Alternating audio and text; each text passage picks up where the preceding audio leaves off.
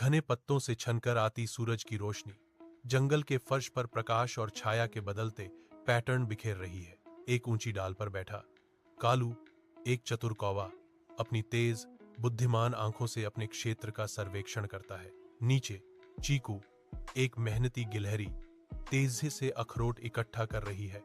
उसके छोटे पंजे फुर्ती और सटीकता से काम कर रहे हैं। चीकू अपने आरामदायक घर की देखभाल करती है, जंगल की शांति के बीच हलचल करती हुई। हरे भरे जंगल में गहरी शांति और समृद्धि का एहसास होता है।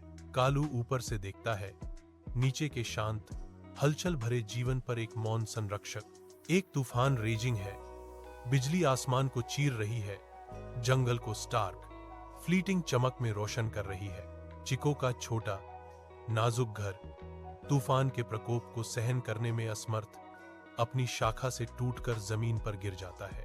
चिको कांप उठती है, अराजकता के बीच पूरी तरह से अकेली और असहाय। उसकी दुनिया उसके चारों ओर बिखर गई है। अचानक कालू प्रकट होता है, उसकी आंखें अटूट चिंता और मदद करने के दृढ़ संकल्प से भरी हुई हैं। चिंता मत करो चिको, हम तुम्हारे लिए एक नया घर बनाएंगे, कालू ने वादा किया।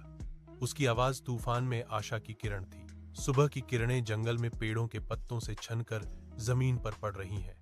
एक नया दिन शुरू हो चुका है। चिको जमीन से सूखी टहनियां और बड़े बड़े पत्ते उठाती है, जबकि कालू अपनी मजबूत चोंच से उन्हें एक ऊंची डाल पर सावधानी से जमाता है। दोनों एक दूसरे की मदद करते हैं, कभी कभी एक दूसरे को देखकर मुस्कुराते हैं और एक मजबूत व आरामदायक घर तैयार करते हैं।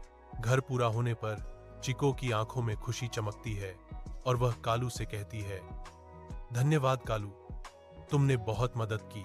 कालू चिको को मुस्कुराते हुए जवाब देता है, दोस्ती का मतलब ही एक दूसरे की मदद करना है चिको।